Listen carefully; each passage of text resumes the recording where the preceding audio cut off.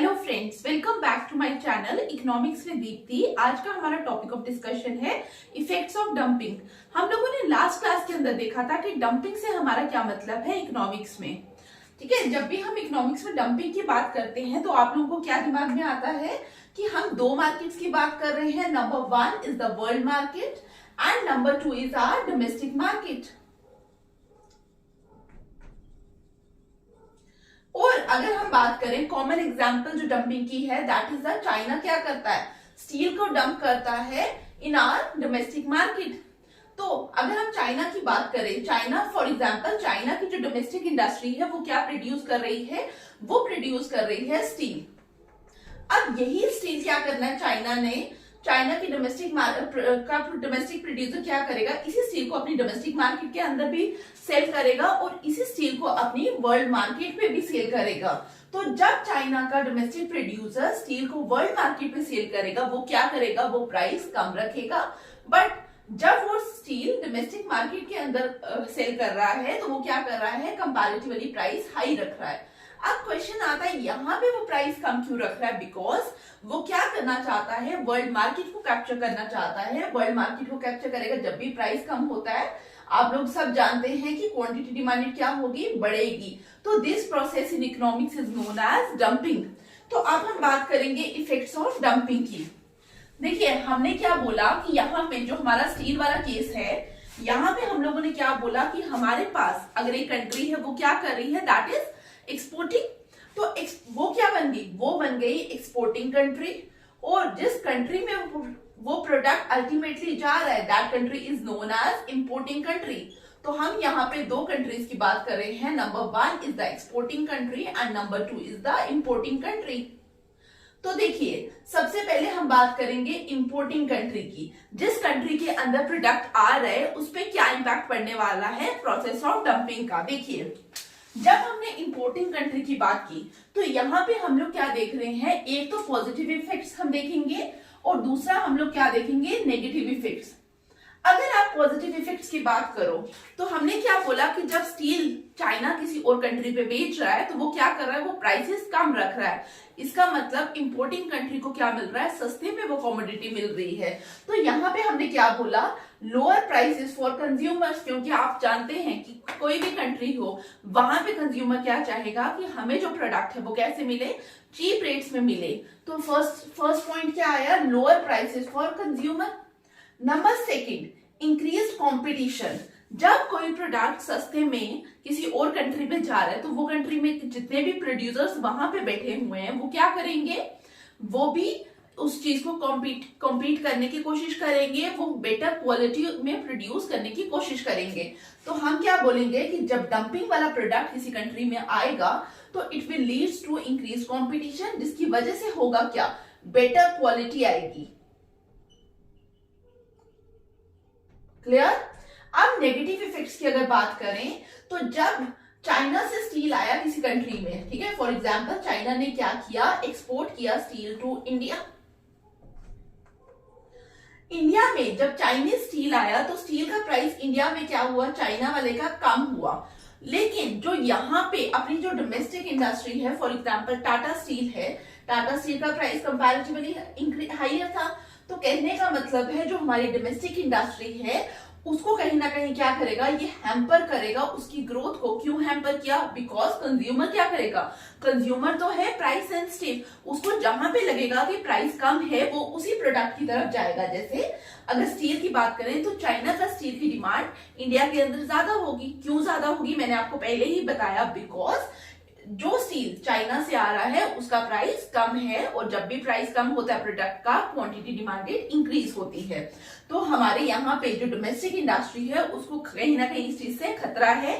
और domestic industry को जब खतरा होता है तो हम क्या बोलेंगे कि किस तरीके की कंडीशंस बनेंगी, शटडाउन भी हो सकती है इंडस्ट्री, या वो लोग क्या करेंगे, वो कम वर्कर्स को हायर करेंगे। अगर उनका प्रोडक्ट बिक नहीं रहा तो क्या होगा, जितना वो पहले बना रहे हैं, जितना वो पहले प्रोड्यूस कर रहे हैं, अब उसके कंपैरिजन पे डोमेस्टिक इंडस्ट्री क्या करने जाएगी, अब कम प्रोडक्शन करेगी। इसका मतलब अनएम्प्लॉयमेंट जैसी सिचुएशन भी इकोनॉमी में आपको दिखाई देगी। फिर हम बात करेंगे रिड्यूस इनोवेशन एंड इन्वेस्टमेंट की, क्योंकि जब बाहर का प्रोडक्ट यहाँ पे हमारी कंट्री में आया, फॉर एग्जांपल चाइना ने स्टील एक्सपोर्ट किया इंडिया में, जब चाइनीज प्रोडक्ट इंडिया के अंदर आया तो हुआ क्या उससे, अल्टीमेटली चाइना के स्टील की ही डिमांड क्या हो रही है, इंडिया के अंदर ज्यादा से ज्यादा हो रही है। जब हमने बोला कि चाइना के स्टील की डिमांड इंडिया के अंदर ज्यादा हो रही है, तो यहाँ पे जो बैठी हुई अपनी डोमेस्टिक इंडस्ट्रीज है वो क्या करेंगी, वो अपने यहाँ पे प्राइसेस कम करने की कोशिश करेगी, रादर देन इनोवेटिंग। वो न्यू प्रोजेक्ट्स पे अपने पैसा नहीं लगाएगी, क्योंकि रिसोर्सेज तो लिमिटेड है। अगर वो न्यू प्रोजेक्ट्स के ऊपर पैसा नहीं लगाएगी तो हम क्या बोलेंगे, कहीं ना कहीं इकोनॉमी में R&D कम होना स्टार्ट हो जाएगी। ठीक है, तो यहाँ पे हम यही बात कर रहे हैं, it will leads to reduce innovation and investment. And the last point is the environmental damage. अब यहाँ पे देखिए, हमने बोला चाइना ने इंडिया के अंदर क्या किया, स्टील एक्सपोर्ट किया। जब चाइना यहाँ पे स्टील एक्सपोर्ट कर रही है और हम देख रहे हैं जो चाइना का स्टील है उसका प्राइस क्या है, कम है, बट ये भी तो हो सकता है जो चाइना स्टील प्रोड्यूस कर रही है वहां पे वो क्लीनर टेक्नोलॉजीज का यूज नहीं कर रही, या उनके जो लेबर स्टैंडर्ड्स है that are not very good. तो लेकिन जो इंडिया में स्टील प्रोड्यूस हो रहा है उसमें जो हम टेक्नोलॉजी यूज कर रहे हैं कंपैरेटिवली बेटर हो। अगर बेटर टेक्नोलॉजी है तो कॉस्ट भी कंपैरेटिवली ज्यादा आएगी। लेकिन अगर यहाँ का चाइना का ही स्टील यहाँ पे आया तो हमने अल्टीमेटली हमारे पास कौन सा स्टील आया, जहां पे जो स्टील इकोनॉमी इन्वायरमेंट के ऊपर क्या कॉज कर रहा है, पोल्यूशन जैसी कंडीशंस को कॉज कर रहा है। तो हम क्या कहेंगे, हम कहेंगे कि अगर डंपिंग होगी तो उसका कहीं ना कहीं इम्पैक्ट ये भी हो सकता है कि it will leads to environmental damage. तो ये तो हमने बात की इंपोर्टिंग कंट्री की, जैसे हमारे केस में India was the importing country और चाइना क्या है, चाइना इज द एक्सपोर्टर। तो अब हम बात करेंगे exporting country that is China. अगर हम बात करें अब एक्सपोर्टिंग कंट्री की, जब चाइना ने स्टील कहां पे एक्सपोर्ट किया, इंडिया के अंदर, तो चाइना को क्या मिली, चाइना को एक न्यू मार्केट मिली, चाइना के लिए मार्केट क्या हुई, एक्सपैंड हुई।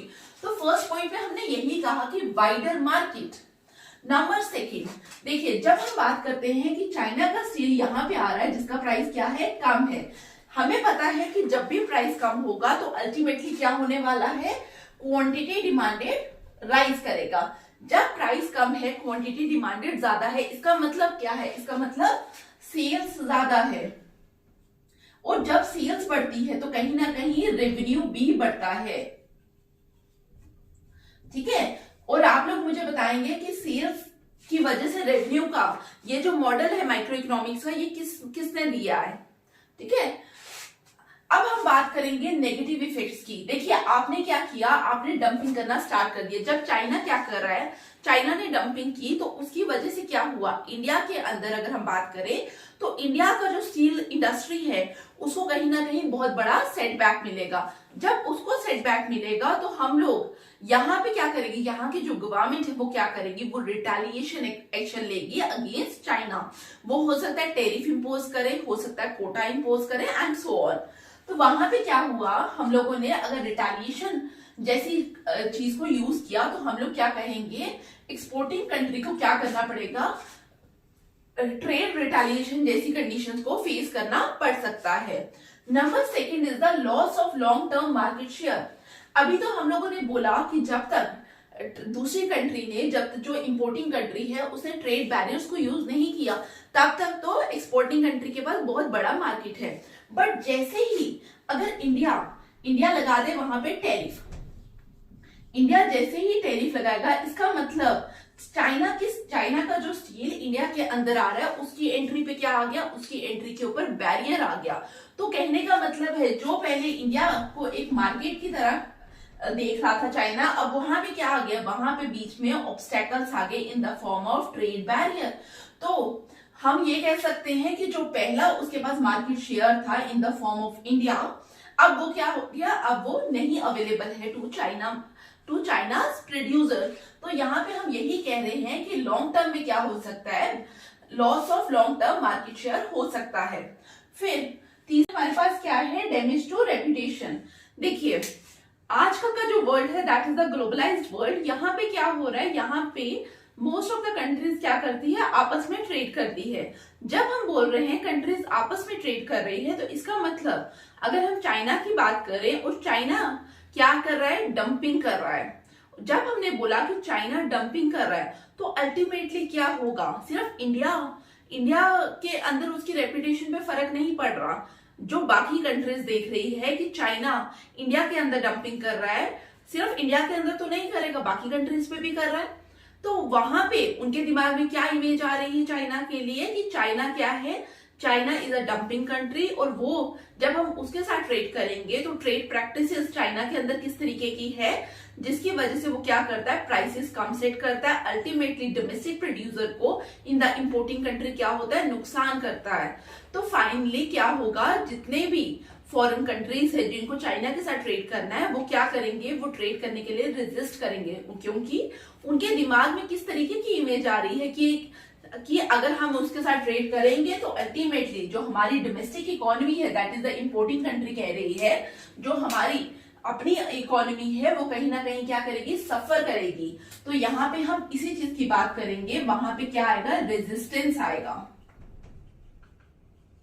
एंड देन हम डेट की बात करते हैं। देखिए, जब भी डंपिंग की बात की जाती है तो डंपिंग में हम क्या बोल रहे हैं कि एक्सपोर्ट्स को प्रमोट कर रही है एक्सपोर्टिंग कंट्री। जब एक्सपोर्ट्स प्रमोट किए जा रहे हैं, कम प्राइसेस पे एक्सपोर्ट किए जा रहे हैं, इसका मतलब यहाँ पे गवर्नमेंट भी कुछ हेल्प कर रही है। और गवर्नमेंट किस तरीके से हेल्प करेगी, in the form of export subsidy. जब हम बोल रहे हैं कि government is providing export subsidy, इस चीज का मतलब क्या है कि जब गवर्नमेंट एक्सपोर्ट सब्सिडी प्रोवाइड कर रही है तो ये पैसा कहां से आ रहा है, ये पैसा या तो आपका टैक्स पेयर से आ रहा है, या गवर्नमेंट क्या कर रही है, लोन ले रही है। और जब गवर्नमेंट लोन ले रही है तो गवर्नमेंट के ऊपर क्या आ रहा है, एक डेट प्रेशर क्रिएट हो रहा है। गवर्नमेंट के ऊपर बहुत ज्यादा डेट क्रिएट हो रहा है with the passage of time. और लास्ट एक और पॉइंट ऐड करना, it will leads to distortion in trade.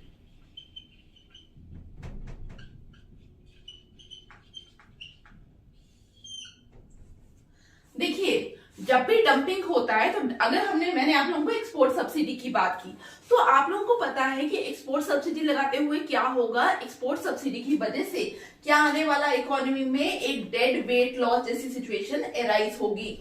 जब हमने बोला कि डेड वेट लॉस एराइज हो रहा है, डेड वेट लॉस जैसी सिचुएशन कब एराइज होती है, जब रिसोर्सेज को प्रॉपरली एलोकेट नहीं किया जाता है। ठीक है, तो यहाँ पे अगर मैं एक्सपोर्ट सब्सिडी के बारे में बात करूं, और क्योंकि हम लोग जानते हैं कि export subsidy is a form of dumping, तो आप लोगों को पता है कि एक्सपोर्ट सब्सिडी के टाइम हो क्या रहा है, सबसे पहले तो रिसोर्सेज कहां से शिफ्ट कर रहे हैं, फ्रॉम डोमेस्टिक इंडस्ट्रीज टू, ठीक है, सॉरी, डोमेस्टिक मार्केट से कहां पे शिफ्ट हो रहे हैं, वर्ल्ड मार्केट पे। तो यहाँ का जो कंज्यूमर है उसकी नीड्स को ध्यान में नहीं रखा जा रहा है। तो यहाँ पे जब हमारा डोमेस्टिक कंज्यूमर लॉस पे जा रहा है, और अल्टीमेटली कुछ पोर्शन लॉस का कहां पे जा रहा है, जिसका हमारे पास कोई भी आइडिया नहीं है, जिसको हम क्या कह रहे हैं, डेड वेट लॉस। तो डोमेस्टिक कंज्यूमर क्या कर रहा है, लॉस कर रहा है, और प्रोड्यूसर वहां पे हमारा क्या करेगा, गेन करेगा। बट कुछ हमारा एरिया कहां पे रह गया, कुछ हमारा एरिया बहुत ही वॉइड रह गया, जिसकी हमारे पास कोई भी अकाउंटेबिलिटी नहीं है। और जब हमने बोला कि एक्सपोर्ट सब्सिडी दी जा रही है, जब डंपिंग की जा रही है, तो इसका मतलब क्या है, जो प्रोड्यूसर है वो डोमेस्टिक कंज्यूमर को सर्व करने की जगह वो अब क्या कर रहा है, वो फॉरेन मार्केट्स को सर्व कर रहा है। तो हमने क्या कहा, हमने देखा कि हमारा जो रिसोर्स है इकोनॉमी का, वो बहुत अजीब तरीके से मिस एलोकेट हो रहा है यहाँ पे। पहली बात तो आप लोगों को ये याद रखनी है। और दूसरी बात आपको क्या याद रखनी है कि फॉर एग्जाम्पल गवर्नमेंट क्या करे, government is promoting steel industry, but काफी और इंडस्ट्रीज भी हैं, जैसे गारमेंट इंडस्ट्री की अगर बात करें तो काफी लोग क्या करेंगे, गारमेंट इंडस्ट्री से उठ के कहां पे आ जाएंगे, स्टील इंडस्ट्री पे। जब वो स्टील इंडस्ट्री पे आएंगे गारमेंट इंडस्ट्री से उठ के, तो जो वर्कर्स गारमेंट इंडस्ट्री पे काम कर रहे थे वो भी कहीं ना कहीं कहां पे मूव करने वाले हैं, स्टील इंडस्ट्री पे। जो हमारा कैपिटल यहाँ पे था वो भी कहां पे मूव करेगा, स्टील इंडस्ट्री पे। तो कंट्री के अंदर अगर गारमेंट इंडस्ट्री प्रमोट होनी चाहिए थी, रादर देन गारमेंट, अब क्या प्रमोट हो रहा है, अब स्टील प्रमोट हो रही है।